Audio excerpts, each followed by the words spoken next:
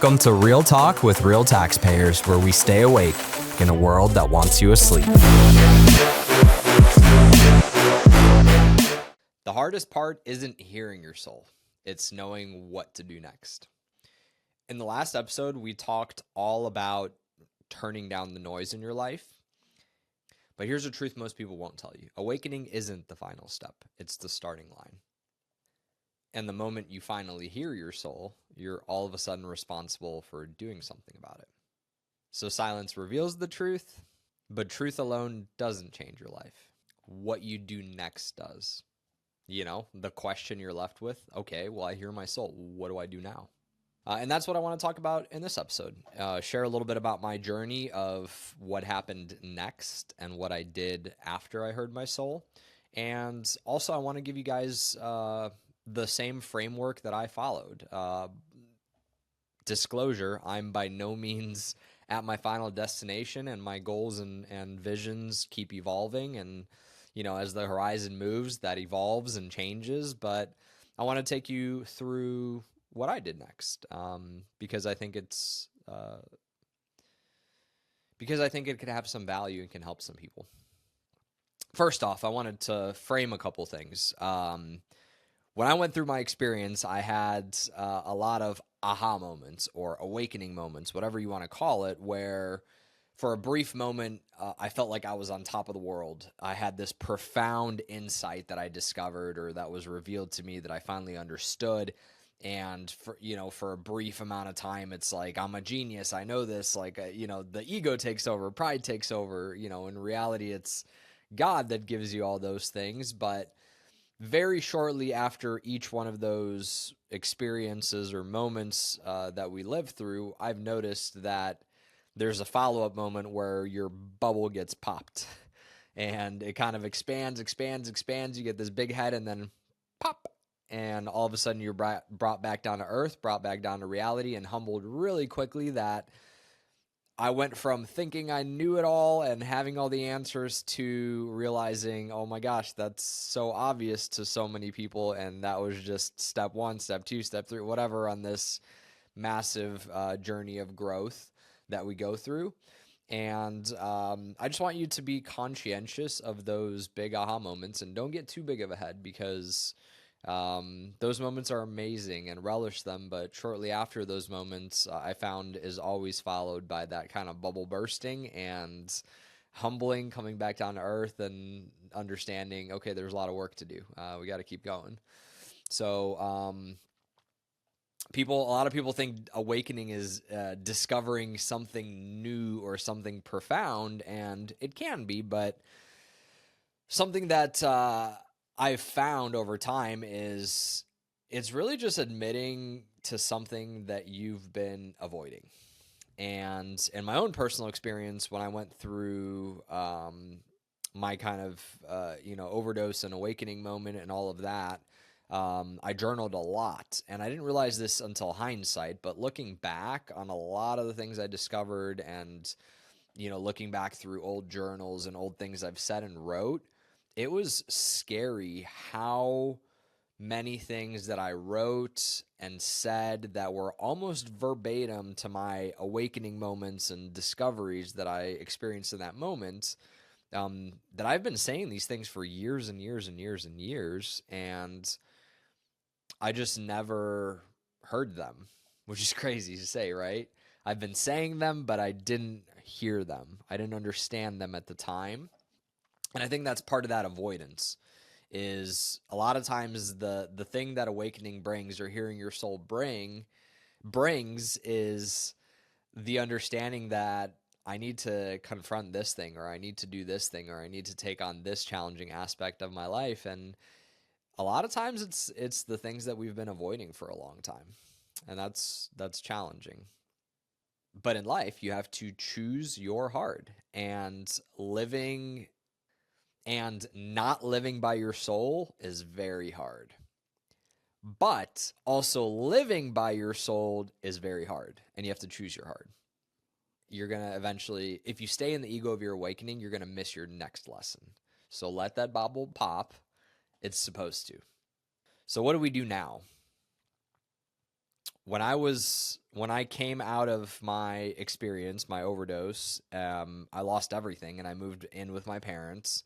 Ground zero, every barrier broken, every preconception shattered, ego dead, just a clean slate, clean zero. And I know a lot of people are like, that's a luxury, that's awesome. There was its own challenges and difficulties that came with that, of course. But I was at the point where I couldn't stop the mental chitter chatter, or I couldn't stop my brain from just racing and thinking and analyzing and going nonstop. So I I had to anchor myself with a system that I could follow to just stabilize myself. And I wanted to share this system with y'all because I think it had a massive role to play in stabilizing me, developing some good ground habits, and really helping me get to the next level and improve my life. And I have to give the shout out to the person whose system this is. That's Ryan Stewman. If y'all don't know him, go check out his book, G Code. I read this book at my lowest point. It was a book I've known about for a while then, and for whatever reason, I just knew that that was what I needed to read in that moment. It's a very short read. You could read it in one sitting. It's not very long. He's also not the writer type. He's very raw. So when you read it, it's like talking, it's conversational. It goes in very smooth. He's not for everybody, but highly recommend give that a read because it definitely helped me out a ton when I was in a dark place. And I want to give him credit because largely the system I'm going to be describing that I followed is from that book, from G Code. So the system goes like this. There's technically 5 parts. Step 1 we already talked about in the previous episode. And by the way, I want to give you guys this framework because this is the framework I followed. And once again, full disclosure, I'm not the end all be all. I'm not the full authority. I'm just sharing my experience and what helped me when I was in a dark spot. And hopefully this helps someone else. So 5 parts to this system. Part 1, or the first 4 parts are the 4 G's. And it starts with gratitude, which we visited on the previous episode. And that's, in summary, start every single day with gratitude. As soon as you wake up, before you drink water, before you take a breath, before anything happens in your life, the first thing you do is gratitude. Write down 3 or 5 things that you're grateful for. Some days it's very easy to do. Some days it's like pulling teeth, and it's very difficult. But regardless, start training. I started training my brain to start my day with gratitude. That helps center a lot of things in your life, and that really helps ground me and be in a state of gratitude. Being in a state of gratitude is just a much more positive mindset.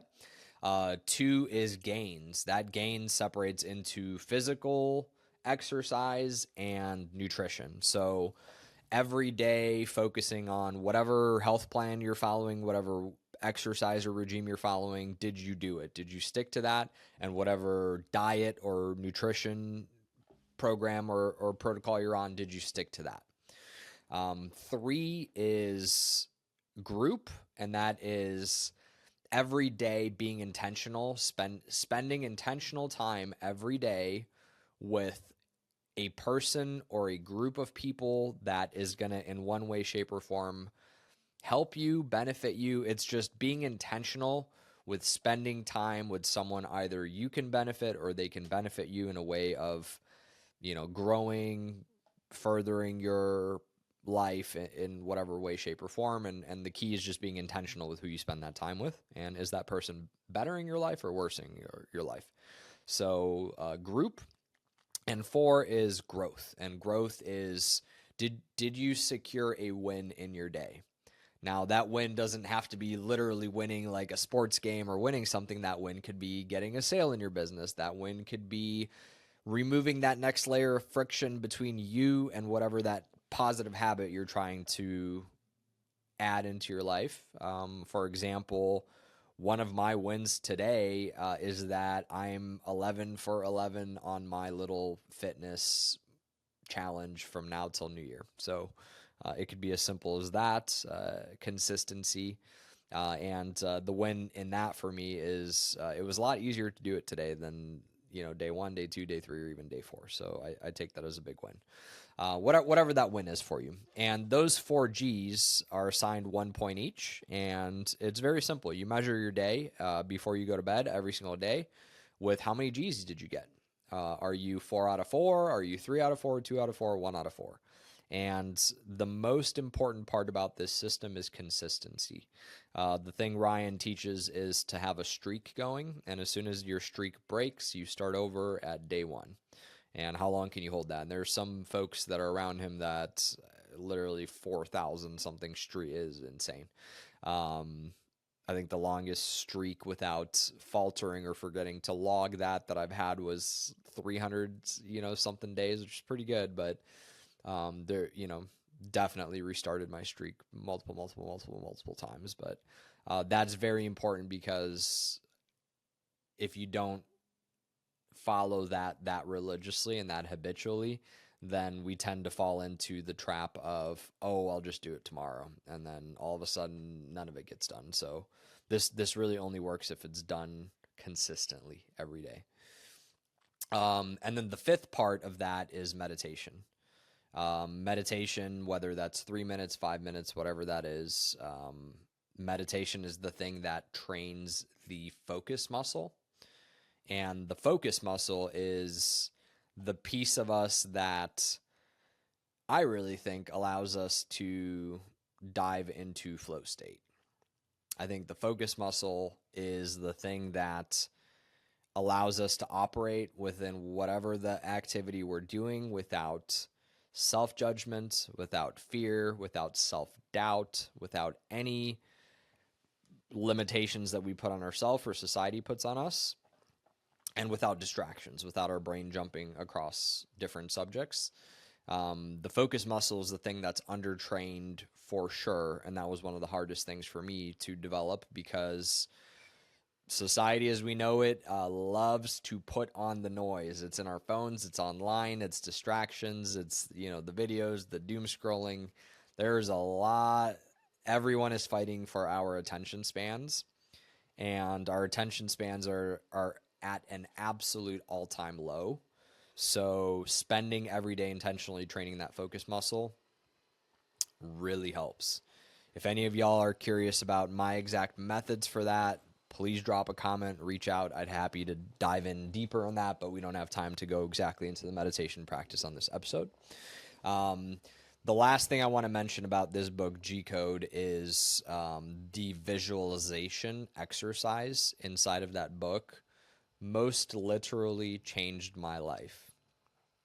And I want to spend a little bit of time on this. So the visualization exercise in this book is incredible. It took me about an hour and a half to get through it.